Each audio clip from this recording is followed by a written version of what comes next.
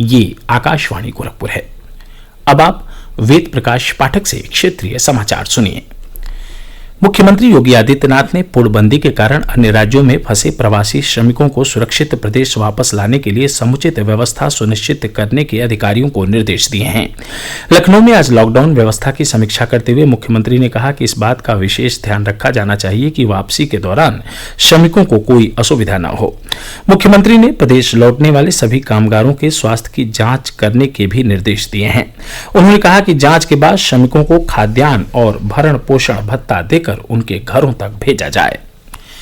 प्रदेश सरकार ने राज्य में निवेश आकर्षित करने और मौजूदा तथा नई औद्योगिक इकाइयों की सहायता करने के लिए अनेक श्रमिक कानून 3 वर्ष के लिए स्थगित कर दिए हैं।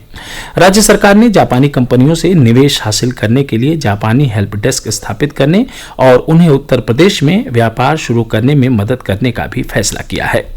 श्रम नियमों में छूट देने के बाद प्रदेश के सूक्ष्म लघु और मध्यम उद्योग तथा निर्यात मामलों के मंत्री सिद्धार्थनाथ सिंह ने कल भारत में जापान के राजदूत सतोशी सुजुकी के साथ वीडियो कॉन्फ्रेंसिंग के जरिए बातचीत की और कहा कि उत्तर प्रदेश में नए उद्योगों की स्थापना के लिए पर्याप्त संख्या में भूमि और कुशल श्रमिक मौजूद हैं।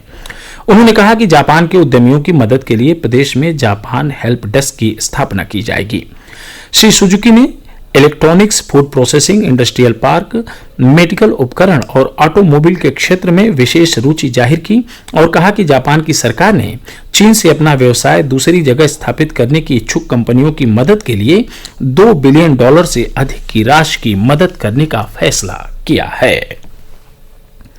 देश भर में पिछले 24 घंटों के दौरान कोविड-19 संक्रमण के 3,390 मामलों की पुष्टि होने से अब देश में संक्रमित लोगों की संख्या 56,342 हो गई है। स्वास्थ्य और परिवार कल्याण मंत्रालय ने कहा है कि अब तक 16,540 रोगी ठीक हुए हैं और ठीक होने वालों की दर 29.35% हो गई है।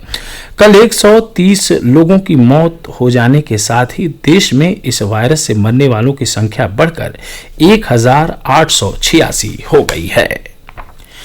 वंदे भारत मिशन के अंतर्गत सिंगापुर से 234 भारतीय नागरिकों को लेकर एयर इंडिया की पहली उड़ान दिल्ली पहुंच गई है। विदेश मंत्री डॉक्टर एस जयशंकर ने एक ट्वीट में स्वदेश पहुंचे भारतीय नागरिकों का स्वागत किया। उन्होंने एयर इंडिया, नागर विमानन मंत्रालय, आव्रजन ब्यूरो तथा दिल्ली सरकार के सहयोग और समर्थन के लिए उन्हें धन्यवाद दिया। डॉक्टर जयशंकर ने सिंगापुर में भारतीय उच्चायुक्त जावेद अशरफ के नेतृत्व में उच्चायोग की टीम के प्रयासों की सराहना की।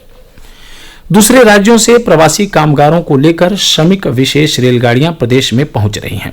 गुजरात के बड़ोदरा से 1,257 श्रमिकों को लेकर एक रेलगाड़ी आज जौनपुर रेलवे स्टेशन पहुंची।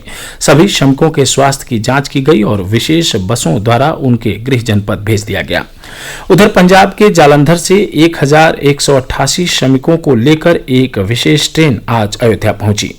इस रेलगाड़ी से अयोध्या, अमेठी, सुल्तानपुर, अंबेडकर नगर, बस्ती, संत कबीर नगर, गोंडा और बहराइच के श्रमिक आए हैं। सभी की थर्मल स्क्रीनिंग की गई और परिवहन निगम की बसों से उनके गंतव्य भेज दिया गया। केंद्र सरकार ने कहा है कि प्रधानमंत्री गरीब कल्याण अन्न योजना के तहत राज्य और केंद्र शासित प्रदेश 70 लाख टन अनाज ले चुके हैं। यह 3 महीने के लिए आवंटित कुल अनाज का लगभग 58% है। मुख्यमंत्री योगी आदित्यनाथ ने महाराष्ट्र के औरंगाबाद में आज तड़के हुई रेल दुर्घटना को दुर्भाग्यपूर्ण बताते हुए दिवंगत श्रमिकों के परिजनों के प्रति संवेदना व्यक्त की है। ट्वीट संदेश में उन्होंने घायलों के शीघ्र स्वस्थ होने की कामना की। महाराष्ट्र में आज हुए रेल हादसे में 16 श्रमिकों की मौत हो गई और 5 अन्य घायल हो गए। मुख्यमंत्री ने लॉकडाउन के कारण अन्य राज्यों में फंसे प्रवासी श्रमिकों से एक बार फिर से आग्रह किया है कि वे धैर्य रखें और पैदल यात्रा न करें। उन्होंने कहा कि प्रदेश सरकार सभी श्रमिकों को सुरक्षित राज्य में वापस लाने के लिए संकल्पित है। इसके लिए विशेष रेलगाड़ियों और बसों का प्रबंध किया जा रहा है। केंद्र सरकार ने इस रिपोर्ट को खारिज कर दिया है कि उसके कर्मचारियों को सुबह 9 बजे से शाम 7 बजे तक काम करना होगा। पत्र सूचना कार्यालय ने स्पष्ट किया है कि सरकार ने ऐसा कोई निर्णय नहीं लिया है और न ही ऐसा कोई प्रस्ताव विचाराधीन है। प्रधानमंत्री नरेंद्र मोदी ने आज गुरुदेव रविंद्रनाथ टैगोर को उनकी जयंती पर श्रद्धांजलि अर्पित की।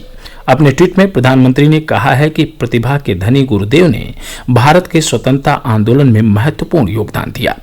उन्होंने कहा कि टैगोर के विचार और अभिव्यक्ति सदैव उत्कृष्ट स्तर के रहे। इसके साथ ही क्षेत्रीय समाचारों का बुलेटिन संपन्न हुआ। नमस्कार।